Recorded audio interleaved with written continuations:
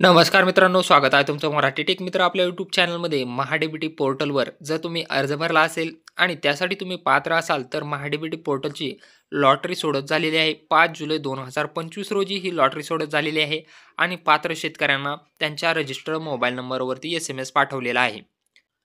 तुम्हीही महाडीबीटी पोर्टलवरती कोणत्या घटकासाठी अर्ज केलेला असेल तर तुम्ही तुमचा जो रजिस्टर मोबाईल नंबर आहे त्यामध्ये SMS आलेला आहे का नाही चेक करा, किंवा तुमच्या लॉग इनमध्येही जाऊन तुम्ही चेक करू शकता की तुम्हाला SMS आलेला आहे का नाही, तुमची निवड झालेली आहे का नाही. ज्यांना निवड झालेली आहे त्यांना कागदपत्रे कोणती अपलोड करायची आहेत याबद्दलची माहिती आज आपण या व्हिडिओमध्ये जाणून घेणार आहोत. त्यापूर्वी चॅनलवर नवीन आला असाल तर चॅनलला सबस्क्राईब करा, तसेच बेल आयकॉनला प्रेस करायला विसरू नका. जी SMS आलेले आहेत तुम्ही पाहू शकता. आपली पॉवर टिलर या घटकासाठी ऑनलाईन संगणक प्रणालीद्वारे निवड झाली आहे. योजनेच्या मार्गदर्शक सूचनांनुसार सदर घटकासाठी आवश्यक कागदपत्रे महाडीबीटी पोर्टलवर लॉग इन करून आजपासून 10 दिवसाच्या आत अपलोड करावीत, अन्यथा आपला अर्ज रद्द होईल.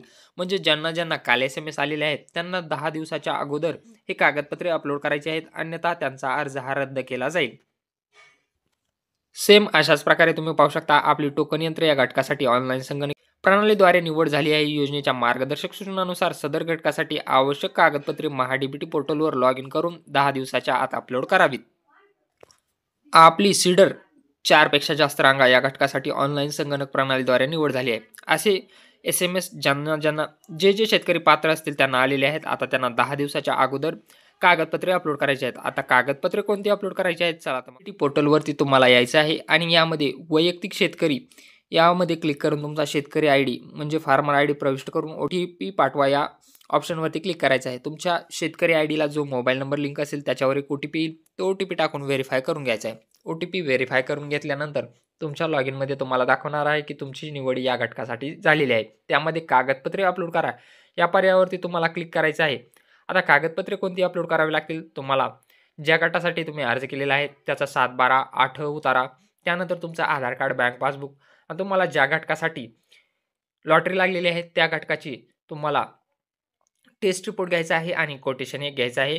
हे टेस्ट रिपोर्ट आणि कोटेशन तुम्हाला दुकानदाराकडून भेटेल. जी वस्तू तुम्हाला खरेदी करायची आहे त्याचे टेस्ट रिपोर्ट आणि कोटेशन तुम्हाला दुकानदाराकडून घ्यायचं आहे आणि ते स्कॅन करून तुम्हाला अपलोड करायचे आहे. एवढी कागदपत्रे तुम्हाला लॉग इनमध्ये जाऊन 10 दिवसाच्या आतमध्ये अपलोड करावी लागतील.